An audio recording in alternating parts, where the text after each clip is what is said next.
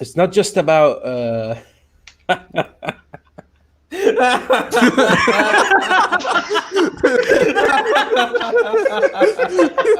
There we go. Thank you. Thank you.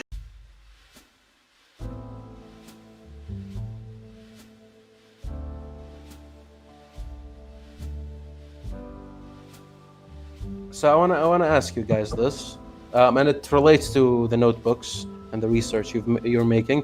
What would you consider, you guys, the three of you, are good design principles, just from your knowledge, playing video games or making video games, depending on who you are? Like, what would you consider? Like, if I'm gonna tell you, give me rules of thumb. I want to start a video game. Give me rules of thumb. What would you give me? If Strictly possible, design. make it moddable. If possible, make it moddable. This will greatly increase the lifespan of the game. Okay, that's horribly technical. Yeah. No, it's good. Yeah, I don't know, just popped up into my mind because it pisses me off. Games that should be moddable aren't moddable. Give me examples. What games are you something- thinking of? Let's see. Yeah, actually, Farvid, what? While Yeah, Hamlet thinks. something really simple to keep in mind is just, the player is, key. You got to focus on the player's enjoyment rather than anything else, really. Yeah. Like, Okay. make the game that you want to make, but, keep in mind that the player needs to enjoy it too. So it's a lot of when in writing, it's like, okay, write the thing you like, but it also has to be relatable and accessible to the reader. Otherwise, you're writing for yourself. Exactly, yeah. Also, the thing I really want to say is, don't treat the guy playing your game like an idiot. Let him discover stuff on his own. It's fun that way. To an extent. Game of Thrones syndrome. Yeah, yeah. Where it's To an like, extent, let him though. dump Discover down. stuff on its own. Yeah. Yeah. Because, what And- some games do is they don't give you enough information at all. And so the game relies on the community to go ahead and help you. It's like, Or you have Dark all Souls. these forums and shit, Dark Souls, and, like yeah, Dark Souls. wikis. Yeah. Like, Even as Minecraft, someone in a who way. just... Yeah, kind of, yeah. But, like, imagine this from the perspective of someone who just bought this game, they think it looks cool and they want to play it. They go and they can't do shit because, they don't get it. Like, that's something important too. Also, you have to make it like a guy that just picked up the game can also discover stuff about it. It's such a hard balance. You have to balance. Yeah, it it's a out. balance. Yep. Yeah. Wouldn't it make sense if you had already defined your methodology? Because there are games that depend on skill, and if they depend on skill, then the player has to be aware of all the elements that they need to apply their skills towards. But if the game is focused on discovery, then the video game should be ambiguous. Because otherwise, That's a problem with fighting games, actually.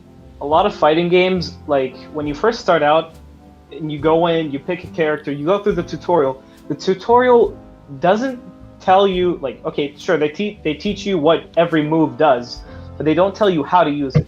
Like, for example, you go to Street Fighter, you have the fucking, what's that, like, Kamehameha thing? Forgot what it's called. Hadouken. Just, the Hadouken thing. They teach you how the Hadouken works, but they don't tell you where exactly to use it. They don't tell you that it's made for spacing, it's made for starting a combo or whatever. They don't teach you that. And so someone goes online, they get destroyed. Yeah, they play against the AI, and then they think they're good, and then they jump online. That's just wipe This the floor. And mostly it's like, this what am I mostly happens with the fighting games and let's see. Yeah, okay, fighting games. It mostly happens with it. And actually, games that are competitive by nature, like Counter-Strike, League of Legends, Dota. Yeah, these kinds of games. Yeah, there's a do's and don'ts that are not really expanded upon within the game tutorial. They just kind of teach you the basic controls, and you're supposed to just get fucked until you learn. But for example, that's why I would commend GDPR yet again for their game Gwent. What they did is first Not sponsored by Gwent here. not sponsored. Not sponsored, yeah. What they would do is they give you a 3-stage tutorial after the thing, just to teach you the game mechanics. But on YouTube, they have guides made by them to teach you the competitive flow. So if you have no friends and you don't know anything about the game, you just play the tutorial. Now you want to learn how to build a deck, how to play in a competitive scene and how you should count your cards and all of that, they have guides for that on their YouTube channel. That is directly accessible. Yeah, that is pretty genius, honestly. As long as they like actually, connect any players to these videos in any way. Like, for example, you go into the game and they drop these kinds of links. That's good. They do that, then they stopped. I don't know why. They should have just had it there, in my opinion. Should have just Exactly. continued, huh? Mm-hmm. Well, I haven't given my answer yet. Yeah, I know it's gonna be a long tangent in your case. That's why I'm letting the people have fun. But let's hear your take. Okay, let's chillax and hear out the Arasan talk. You're gonna stay here for a long time. If I'm gonna give you design principles that I think are the most important, I'll give you three that I consider the most important design principles. The first one is you need to understand that game design is like cooking, in the sense that the sum of all ingredients is greater than its parts. So what that means is do not have one aspect or two aspects of your game that you half-ass. Like, for example, the visuals or the music or something. The game experience is a mixture of all of these ingredients together. As a hedonist, I noticed something about myself. Even if something is insignificant, even if an event happening to me is insignificant, if at least 3 of my senses are stimulated, it will stay in my memories forever. For example, the place smells nice, the temperature is right, and the visuals are beautiful. That memory will stick to me forever because 3 senses were stimulated. So when it comes to game design, do not neglect any aspect of it. Game design is the mixture of all of them. A dish is the mixture of all ingredients. If you have a good burger with a piece of shit in it, it's still a shit burger. It's about the mixture. So do not neglect any aspect of it. Game design is great, is greater than the sum of all of its parts. The second principle I would say is something that I said on the Salt Grinder a long time ago, which is understand the difference between a feature and a gimmick. And the difference is, as I explained, if that mechanic on the long run becomes a hurdle to your gameplay, it's a gimmick. If it starts, becoming an obstacle, it's a gimmick. If it starts improving the gameplay, then it's good. So, for example, is the brush art in alchemy? Is it a gimmick or is it a feature? Well, if you keep playing the game and you reach the middle to end, do you feel it helping you or hurdling you? If it's helping you, it's a feature. If it's hurdling you, it's a gimmick. And spoiler alert for alchemy, it helps you a lot. And the third most important thing about game design, the third most important element, is that game design is not only about space, it's about time. Get your pacing right. Your pacing when you play the game should be right. You shouldn't have parts that are so slow. The battles take too long. Let's say the loading screens are slow. The pacing is important. It's both space and time. These 3 principles, get all your ingredients correct because the sum is greater than its parts. Make sure you don't have gimmicks, you have features, and make sure you have your pacing correct. If you have all these 3, your game is most likely going to be very successful. Well said. Small nitpick with what you said towards the end. I don't think loading screens count, to be honest. Sometimes they do. Sometimes they do. I mentioned it as an example. Like, for example, funny enough about loading screens, someone mentioned that about Resident Evil. They said that one of the things that made the new Resident Evil remakes bad, one of them, not all of them, one of them, is that the loading screen between doors, they removed it. Usually that gives you anticipation. that served the game. I'm not talking about that is good pacing. That is good pacing. The point isn't loading screen. The point is get your pacing correct. But yeah, I honestly miss mini games and loading screens. I don't know about you guys.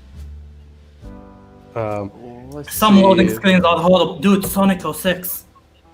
I love Sonic 06. I'm an advocate of it. But the fucking loading screens. You talk to a guy, you get a guy who will give you a minigame.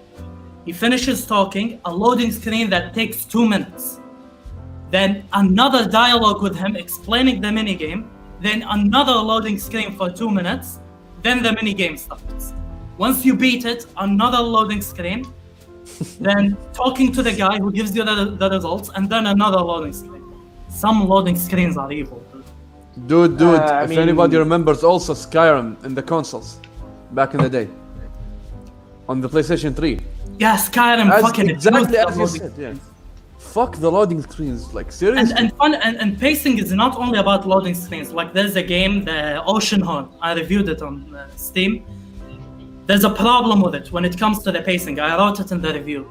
You kill a monster, they fall, they disappear, and then the item drops. So you have to kill a monster and wait till it drops. You take it and then go to the other monster. You don't have kill it, the item drops, immediately the item gravitates to you so you can keep killing and going. The pacing kept getting fucked every step of the way. It was bad, it was horrible. Hamoud, you played Destiny 2, right? Yeah. Yeah, what do you think of the loading screens for that? Loading screens. Like when you boot up the game. I used solid state drive SSD, so no problem for me. Yeah. Well, like as someone maybe who's on the played, console like, it was 3 minutes per loading screen. To me, here's the advantage of having an SSD. Mountain Blade 2, I was playing it, and loading screens were killing me, right? I was cleaning out my SSD, and I realized that I didn't put Mountain Blade in the SSD. And suddenly, everything made sense. Some games are meant to be placed on an SSD. Yeah, definitely. Now, here's one thing I would add to Arasan's game design thing. And I think it's very, very important.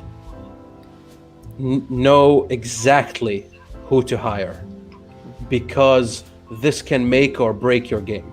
And what I mean by that is, don't go cheap on hiring. If you need a musician, hire the right musician. Yes. If you need a writer for your stories, hire the right writer. Interview them. Get samples. Be very careful. Take your time. If you are getting a new member, a new coder in the team, make sure he knows what they're doing. And as a right businessman said, a good businessman, I like his tip. As somebody who aspires to eventually make something, he's like, it's not just about.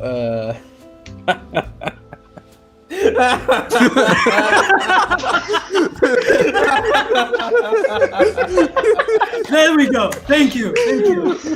Don't hire Nomura or Kojima. You're right, Hassan. We shouldn't hire. It's caught me off guard. God damn it. But here's the thing. Yeah. Also know who to fire. Because like according to that businessman, he's like, if you hire somebody, usually you may he doesn't turn out to be good, and because you hired him, and it feels bad to it's an ego hit to actually feel like you made the wrong choice. You keep him anyway. No. Know when to fire as well. You need the team should be homogenous. They should be cooperative, and they should know what they're doing and what you're aiming for.